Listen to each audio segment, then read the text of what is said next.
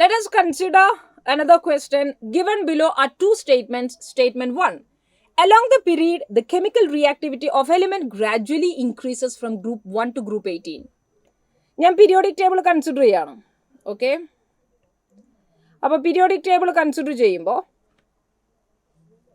Group 1 നിന്ന് group 18 പോകുന്നതോടും chemical reactivity കൂടുന്നു. Is it correct? No.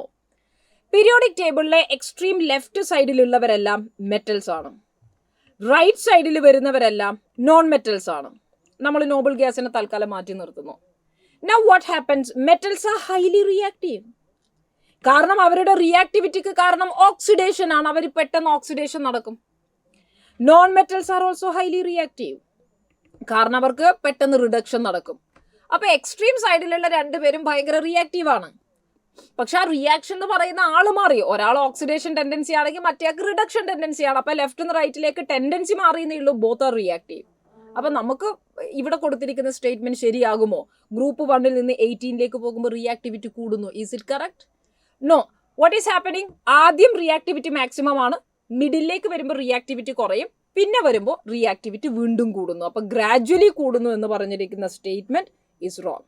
Statement 2. The nature of oxides formed by group 1 element is basic while that of group 17 elements are acidic. അപ്പോൾ group 1 എലിമെന്റിന്റെ basic ആണ്. Group 1 എന്ന് പറയുന്നത് alkali metals ആണ്. Metal oxides are basic. That is correct. Group 17 എന്ന് പറയുന്നത് non metals ആണ്. Non metal oxides are acidic. That is correct. അപ്പോൾ സെക്കൻഡ് സ്റ്റേറ്റ്മെന്റ് കറക്റ്റ് ആണ്. First statement is false. So your answer will be option 3. Statement 1 is false. Statement 2 is true. നമുക്കിത് classification of elements and periodicity in properties എന്ന chapter എന്നുള്ള ചോദ്യമായിട്ട് പറയാം. അതിൽ ഏറ്റവും last വരുന്ന chemical reactivity എന്ന ഭാഗത്ത് നമുക്കിത് വിസിബിൾ ആയിട്ട് കാണാം. അതിൽ അതുപോലെ തന്നെ എഴുതിയിട്ടുണ്ട് comparing their ionisation enthalpies and electron gain enthalpies. അപ്പോൾ അതിൽ ഇത്രയും ശ്രദ്ധിക്കേണ്ടതുള്ളൂ.